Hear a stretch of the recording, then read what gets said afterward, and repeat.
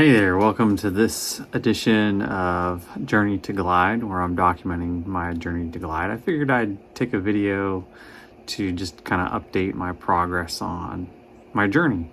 I've made it to like 34 flights now or so. They say I'm getting pretty close to soloing, so that's exciting, where I'll be able to fly by myself under the supervision of CFI as long as they're there that day. So what's my experience been like? I would say that my experience in the beginning was that gliding is extremely overwhelming. The way that I describe it is like the first time I experienced the sensation of being pulled down a runway behind a tow plane, it felt like I was riding a tricycle at about 55 miles an hour, and then the thing started flying. It was scary and it was overwhelming. The amount of just the sound of the wind rushing by the canopy, the sound of the landing gear, the nose wheel and the main gear rolling on the pavement. It sounded like there was nothing between me and the pavement, and I was sitting inches from the pavement. I mean, you really are, but all of those things just made the experience like just sensory overload. And then I would say that also is true when I first was piloting the aircraft. Like, I'm used to driving down the road, which is just, you got this and then acceleration and decelerating. Like, there's not a whole lot to do. Whereas with gliding, there's like, it feels like it was 10 to 20x the amount of data input into my body that I had to manage, because I've got airspeed with the nose down. I can increase the airspeed, or I can slow the aircraft down by pulling it up. When you bank, you get abnormal yaw, so the aircraft wants to do this. So you have to add a rudder at the same time you turn. So rudder and turn and pull back on the stick to keep the nose from dropping, because now the nose wants to drop. It's overwhelming. So what I found was helpful was having the GoPro footage, which is what I post on the YouTube channel, and kind of reviewing the lessons. I'm able to break down what happened each time, because it's so overwhelming. You can't possibly process everything that happens with each flight. So you'll get maybe one or two things, and then you go and you think about that and you process it that week, and you come back the following week and you go and you fly, and because you remembered those things that you processed from the previous week, you're able to notice something else. So then you add on top of that, and then you process that the following week, and then you add on top of that the next week, and so on and so forth. So I would say that you just have to embrace the overwhelm in the beginning. Other thing, I have found I have to manage my sleep, exercise, and diet to optimize my energy. Soaring a whole day, from getting there and prepping the gliders out of the hangar to launching them, flying, thermaling, landing, putting the gliders away, and setting them up for the next day, and all that stuff takes a ton of energy. So I have found that if I don't get enough sleep, I don't fly optimally. I have found if I don't eat right, I don't get enough energy. I don't have the ability to endure long flights.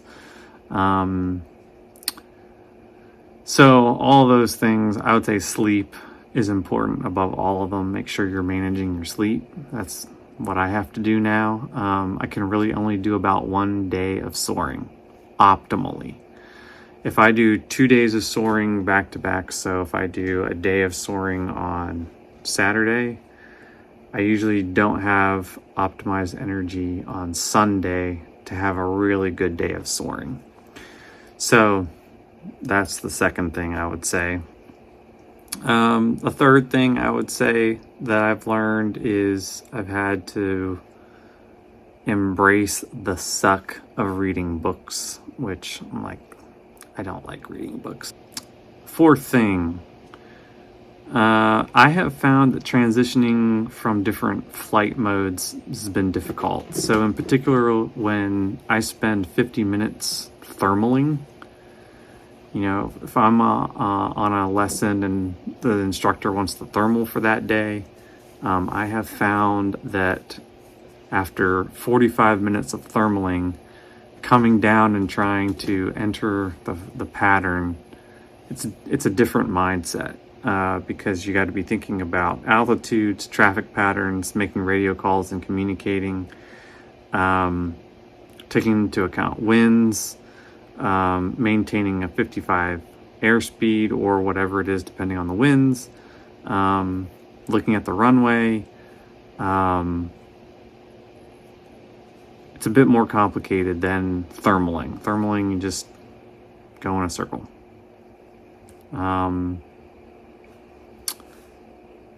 I would say that's the other thing that I've learned. I've learned that transitioning, especially, so the other thing that I need to talk about with that is fatigue.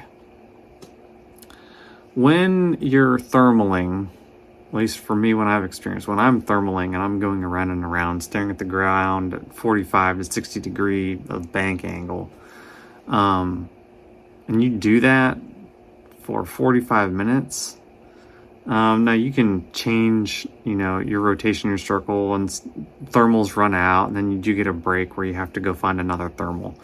But for the most part, 45 minutes of spinning in a circle is really fatiguing. Just the visual input is fatiguing, because you're not only that, but I'm trying to maintain the nose on the horizon in a bank and pay attention to whether or not I'm in lift or sinking air. It gets really complicated. And then doing 45 minutes of that and then trying to come down and land the aircraft, it affected my performance negatively. So that was probably the fourth thing that I've noticed where I'm at now in my journey to being a glider pilot, is I have a hard time transitioning between thermaling and landing. What's been the scariest part so far? For me, the scariest part has been rope breaks. A rope break is where you're simulating what would happen if very low to the ground, something happened and the connection between the glider and the tow plane is lost, so we disconnect. What would what would be the procedure for that? So with the rope break, they simulate at about 200 feet above ground. So as we take off, we get 200 feet above the ground. The flight instructor in the back pulls the lever and releases the tow mechanism, and then I have to get us back to the airport. And I would say that that's the scariest because it's the closest to the ground. The trees become very, the trees start coming at you when it releases and you nose over, and the trees get closer because you're trading altitude for airspeed. And so that just, my gut is definitely okay, this isn't natural. The other reason it has been scary is because 2 times that I've done it, I lost consciousness of which direction the wind was coming from, and I just turned whatever direction a glider normally turns from a tow plane, which is to the right. So one time I turned to the right and I had a wind coming in from the left. So I'm turning right, wind's coming in from my left. Now I've got a tailwind, and that's not good because now my airspeed, my ground speed is going to be a lot higher. Even though my indicated airspeed may be fine, my ground speed is going to be a lot higher. I'll be pushed faster. It's harder to make the turn, etc., etc., etc. So we redid those both. So one time I turned to the right and I had a tailwind. Other time I turned to the left, I had a tailwind. And both times, it was a little bit scarier than I wanted it to be because we got pushed farther away from the runway and my ground speed was a lot higher. So things were moving way faster getting back to the runway. Those were probably the two scariest because you don't know how close you actually come to death. But it felt like, that one was, I don't want to do that again. So the new thing that I have now is to always be conscious of which direction the crosswind is coming from. And to make sure that if the rope breaks, I'm going to turn into that wind. What's been the most fun? I would say the most fun part of soaring is definitely there's something just absolutely exhilarating about thermaling. I don't know what it is, but like when you get in a thermal, especially a thermal that's going up really fast and you're able to stay in it. So if you get like 8 to 10 knots of lift, and you're going up 800 to 1,000 feet per minute, I mean, it's just, because you're not doing it with anything. There's no propeller. It's just lifting your glider up, and that's probably the most fun part of soaring. And I think why a lot of people do it. The other reason is like there's a canopy. The canopy bubble, you can see everything, and so it makes flying truly beautiful, and you don't have a loud engine on the front of your aircraft. So that's one of the fun things. The other fun thing I love is once you thermal and you get up really high and then you have to come down, shedding the altitude really fast by either diving, so nosing over and then pulling out the dive brakes, or what I like even more than that are side slips. Side slips or forward slips.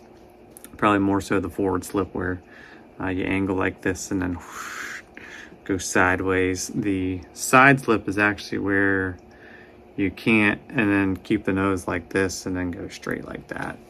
I like the forward slip where you and then go sideways towards something and just careen towards the ground. That's a lot of fun to shed all the altitude.